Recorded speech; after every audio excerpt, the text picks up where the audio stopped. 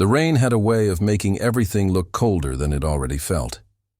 Dirty puddles pooled around the cracked sidewalks of Briarwood Lane, a run-down stretch of housing on the east side of a city long forgotten by developers and dreamers alike.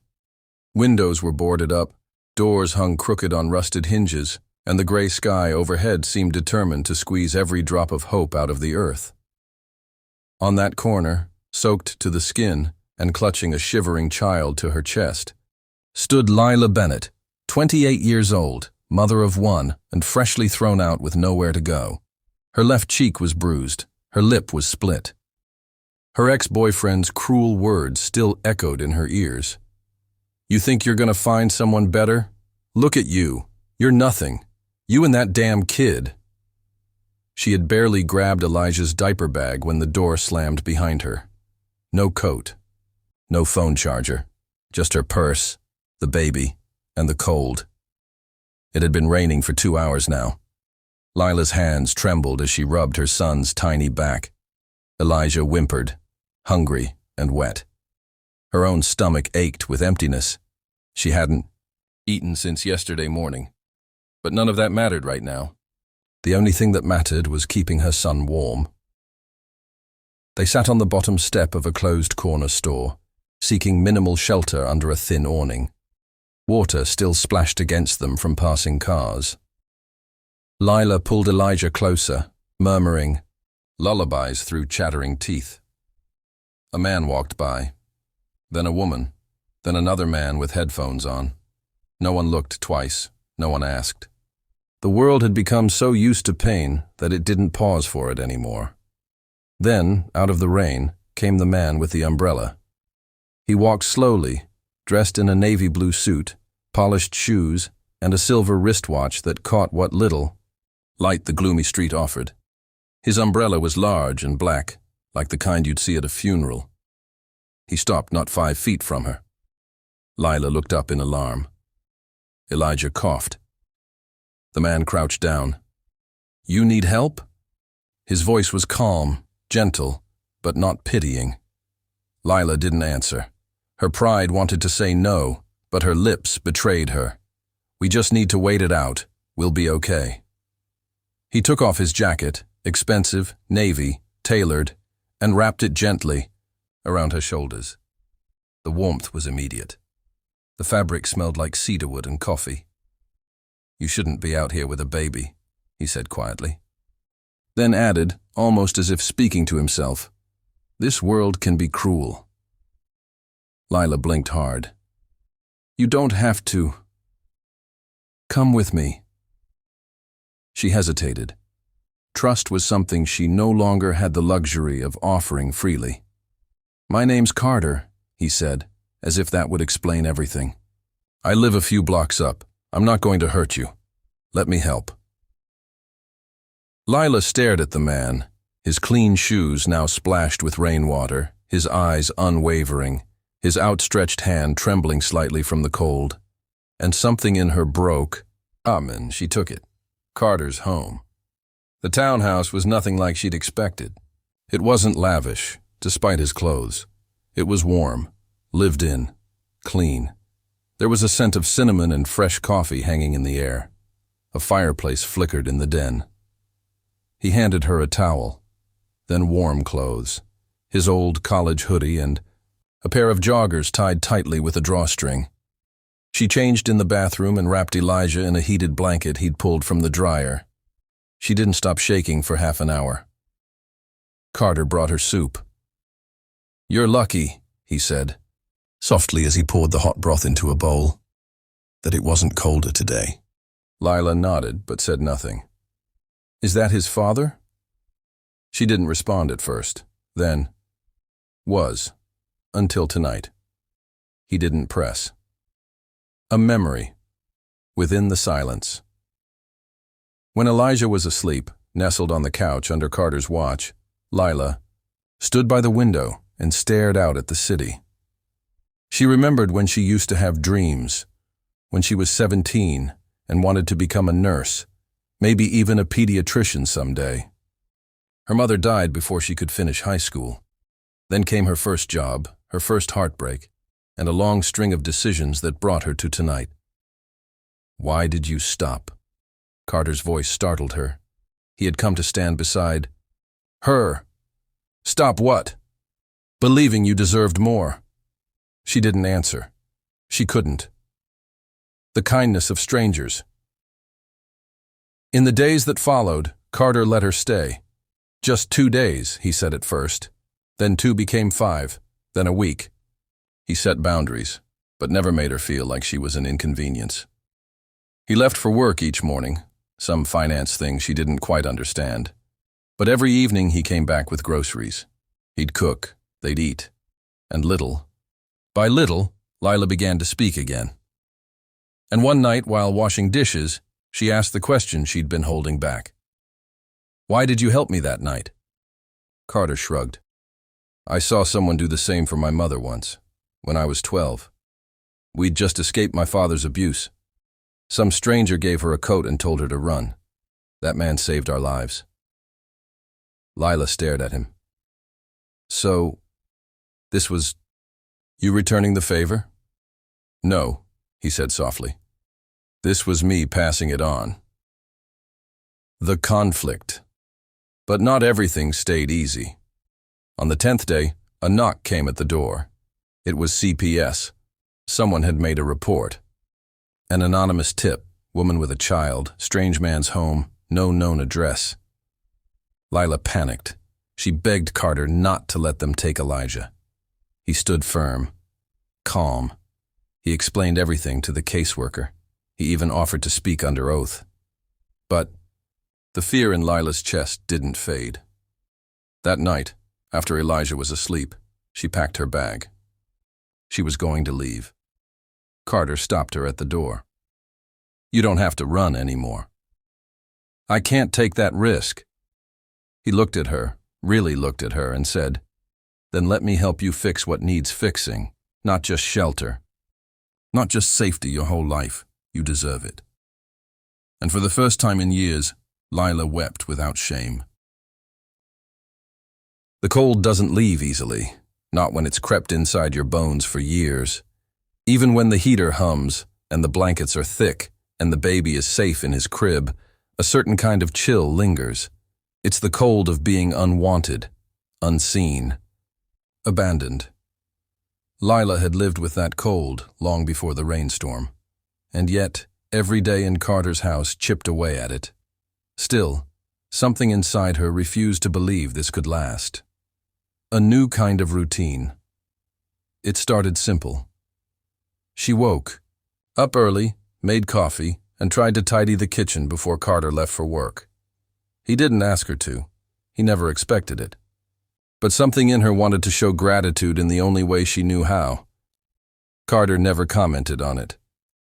But once, as he picked up his keys, he paused, looked at the shining counters, and gave her a smile that lingered in her mind all day. She found herself watching the clock, waiting for him to return each evening, not out of dependence, but because the sound of the door unlocking gave her a sense of home she hadn't felt in years. Cracks in the foundation. One morning, while Carter was at work, Lila ventured out. She wanted to stretch her legs and find a thrift store. Elijah needed warmer clothes. She bundled him up in a stroller and walked 7 blocks to a Goodwill.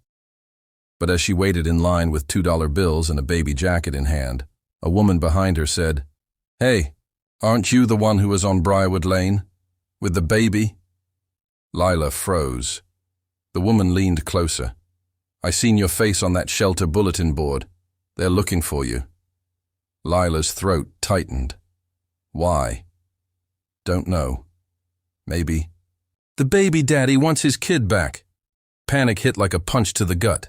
She left the jacket, scooped up Elijah, and ran.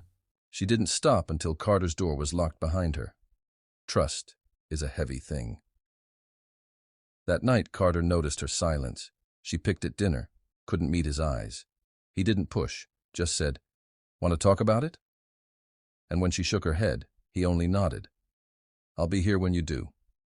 But later, when Elijah was asleep and the wind howled against the windows, she knocked softly on his office door. I think he's trying to find us, she whispered. Elijah's father. Carter looked up, concerned, but calm. What can I do? She shook her head. I don't want to hide forever. I want to fight, but I don't know how. That night he pulled out a worn folder from a drawer. This, he said, is the number of my attorney. She helped my mom get full custody when we escaped my dad. She's good. Lila stared at the name on the card. Monica Evans, family law.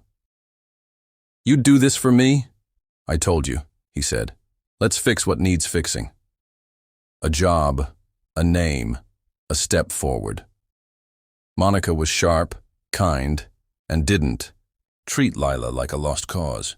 Within weeks, she helped Lila file a restraining order. She also guided her through the process of applying for temporary custody protections and even helped start the paperwork to press charges for past abuse. But Monica was blunt too. You need stability, a job, a place of your own, even if it's modest. Courts want to see effort. Lila nodded. She already knew. The next day, she walked into 3 diners and 2 grocery stores before she landed a part-time dishwasher job at Ray's Diner. It paid little, but it was honest, and it was hers. She came home that night sore and exhausted, but smiling. Elijah cooed in her arms. Carter noticed. You okay? Lila nodded. Yeah, I think I am. The spark of something new. Time passed. Weeks blended into months. Lila opened a bank account, got her first paycheck in years, registered for night GED classes. Elijah turned 2 and began to talk in bursts of sound that melted her heart. And through it all, Carter stayed. Not hovering, not controlling, just present. He fixed things she didn't know were broken, changed Elijah's diapers without complaint, listened when she talked about her mother, about her guilt, her shame, her dreams. One evening, after a long shift at the diner, she came home to find a candle-lit table set with pasta, salad, and jazz humming low on the speakers. She laughed. What's the occasion? Carter shrugged. You got your GED results today, she gasped. How did you? Check the mail, he said sheepishly. I thought it might be worth celebrating. She laughed again, and for the first time in years, it sounded real. Something? Real. Later that night, after Elijah was tucked in and the dishes were drying in the rack, Carter walked her to the hallway. Their hands brushed. Lila looked up at him. You've given me so much, she said, and I don't know if I can ever repay it. He shook his head.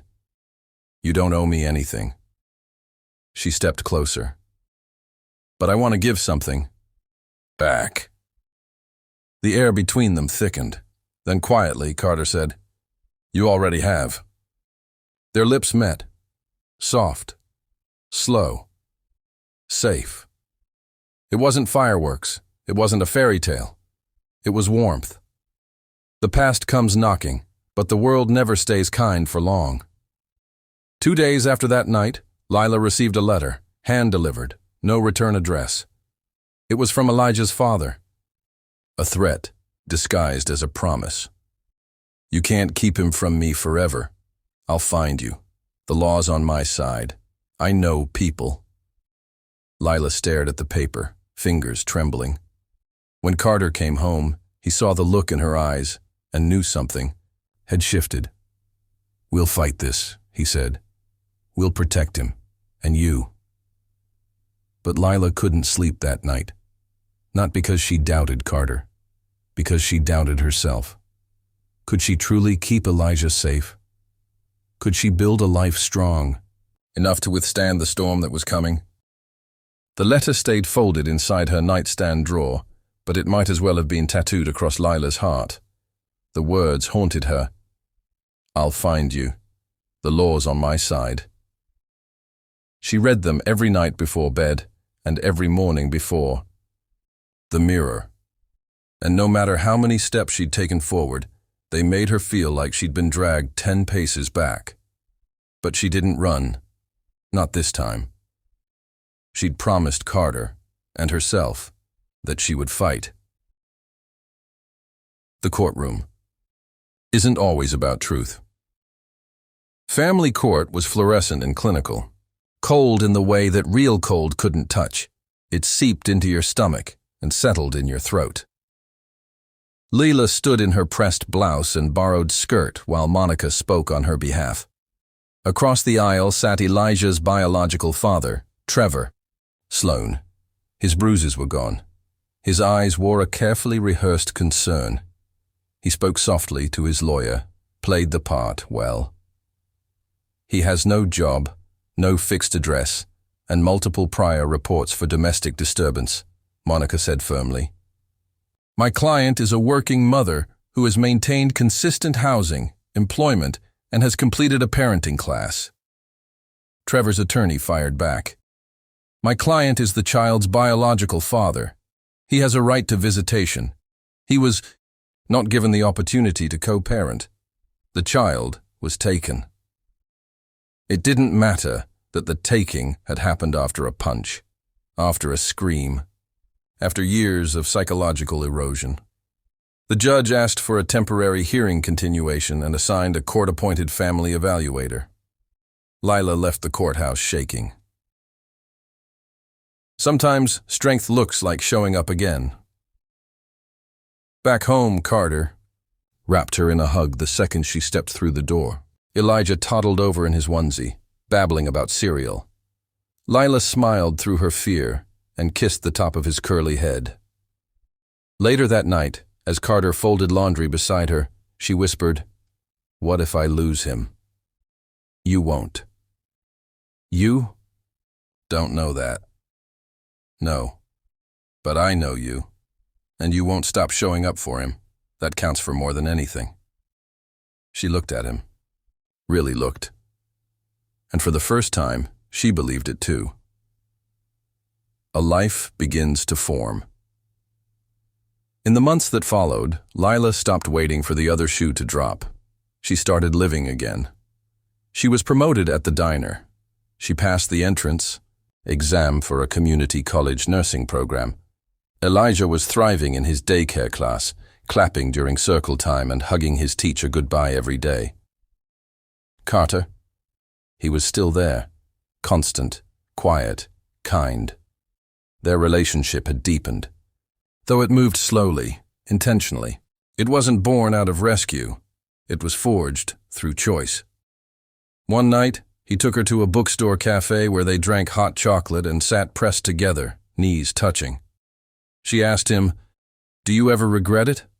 That night in the rain?" He shook his head, smiling faintly. "Not once." A visit that breaks everything. The court-appointed evaluator arrived one chilly Friday afternoon. Her name was Ms. Greer, mid-50s, efficient, skeptical, but not unkind. She sat with Lila at the kitchen table, pen poised over a clipboard. "I'm not here to take sides," she said. "I'm here to see if this child is safe, cared for, and if both parents are fit." Elijah crawled into her lap halfway through the interview and offered her a soggy cracker. Ms. Greer smiled. Carter stayed out of sight unless spoken to, answering questions honestly about his role. Not Elijah's father, but a supportive presence. At the end of the visit, Ms. Greer paused before leaving. "You've done well," she said, looking at Lila. "But I'm going to be candid. The courts lean toward shared custody when there's no concrete criminal conviction or current threat. We may not get the outcome you want." Lila's fingers curled against the edge of the table. "But," Ms. Greer added, "you're doing everything right. Don't stop. Fear isn't always the enemy. Sometimes it's the fire." The next hearing came 6 weeks later. Lila stood once again before the judge. Trevor looked smug in his pressed shirt. The evaluator gave her report. Clear praise. For Lila, concerns about Trevor's stability, but no legal proof to bar visitation. And then, as the judge prepared to speak, Lila did something no one expected. She stepped forward. Her voice shook but she didn't waver. "I want the court to understand what fear looks like when you have a child. When you're holding a baby in your arms and someone you used to love becomes someone who makes you flinch. I want you to know that I didn't run to punish him. I ran to protect my son." She turned to Trevor. "You don't get to threaten me anymore. And if you ever really loved Elijah, you'd put him first instead of trying to win a war that shouldn't be happening." The courtroom fell quiet. Even Trevor said nothing. The ruling. The judge cleared his throat. "In light of the evidence presented, the court grants full physical and legal custody to Ms. Lila Bennett. The father may repetition for supervised visitation after completing a certified anger management program, maintaining employment for 3 consecutive months, and establishing a stable residence." It wasn't just a win, it was a liberation. Future not defined by the past. That night, Lila lay on the couch with Elijah asleep against her chest. Carter brought her tea and sat beside her, his arm resting behind her shoulders. "You did it," he said softly. She shook her head.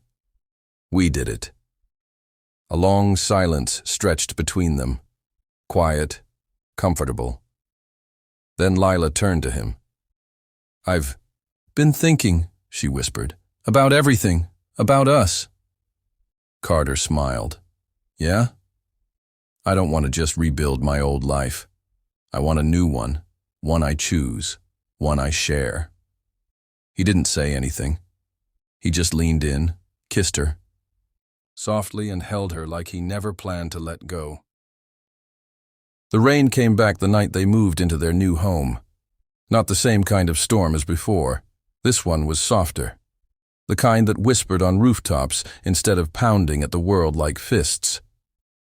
Lila stood on the porch, holding a cardboard, box-marked kitchen, while Carter unlocked the door to the small rental house on Maple Street. She didn't say anything at first. She just stared. Not at the house, but at how far they'd come. From the night she stood in the street with nothing but a soaked coat and a crying baby, to now, a key, a lease, a future. "Let's go inside," Carter said, his voice as warm as the porch light behind him. "Your home's waiting. Building something that lasts." The house was small but full of potential.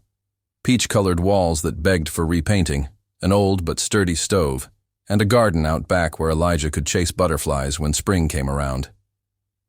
It wasn't perfect, which is why it was. Because it was theirs. Boxes were unpacked over the next few days between shifts at the diner and Elijah's giggles echoing through bare rooms. Carter, though still keeping his own apartment, started spending more and more time there until one night, he fell asleep reading to Elijah and woke up with the toddler sprawled across his chest. He didn't leave after that, and neither of them brought it up again. They didn't have to. The past finds. One last way in. It happened on a quiet Thursday afternoon. Lila had just returned from a double shift when she checked the mailbox and found a plain envelope tucked between bills. No stamp. No address. Just her name, scrawled in handwriting she hadn't seen in months. She opened it slowly, afraid. Inside was a photograph, a recent one, of her and Elijah at the park. Carter in the background pushing Elijah on the swing. No note. No signature. Just the photo. Her breath hitched. Not because she thought Trevor would come back. He was under court supervision, and his attempts to regain visitation had been denied. But someone had taken the picture. Someone had been watching. She called Carter. He arrived in under 10 minutes. "Do you want me to call Monica?" he asked. "No," Lila said quietly. "I want to call the police." The gift of standing. The police took her seriously. The photo was enough to warrant a report. Officers increased patrols in the area and Carter installed security cameras around the property. But something had shifted in Lila. She wasn't afraid like before. She was angry. And more than that, she was ready. That night, after putting Elijah to bed, she sat down at her desk with a notebook.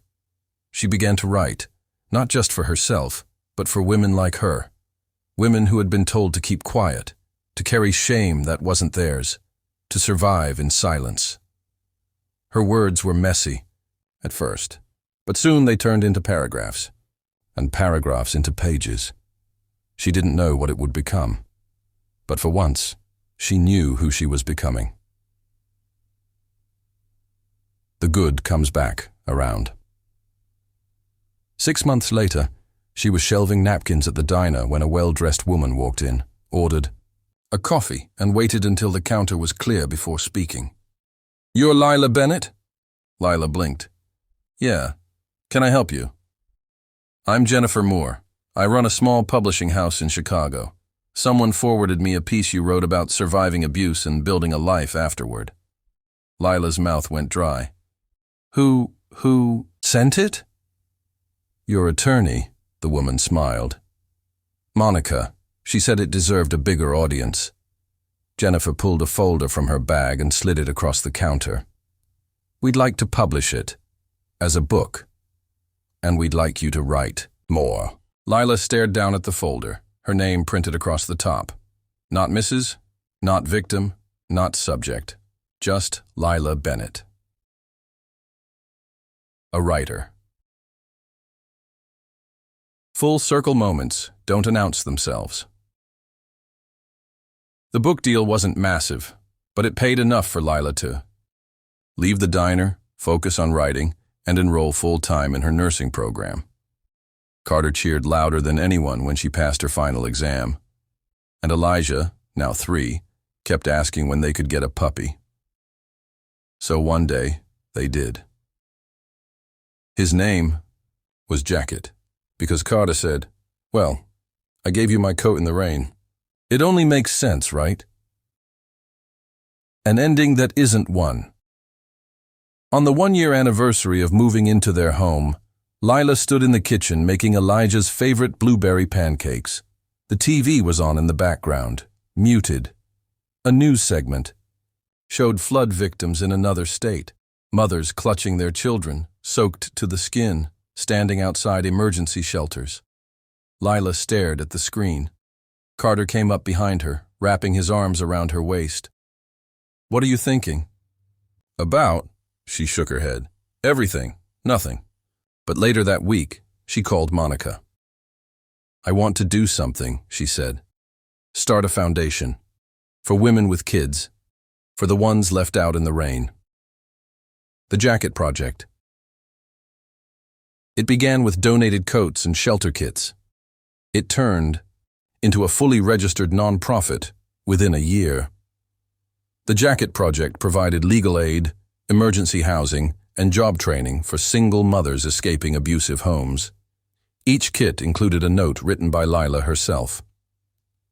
"You don't owe anyone your silence. You don't owe anyone your suffering. You are not alone. Come in from the rain. There's warmth waiting." The final scene, a bench in the rain.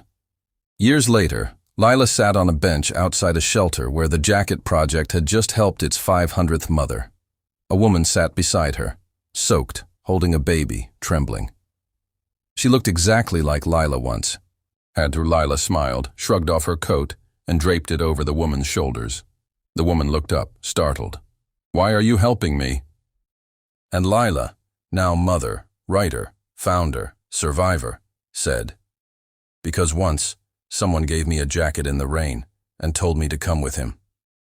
She looked toward the parking lot, where Carter and Elijah stood waving. "And he never let me go."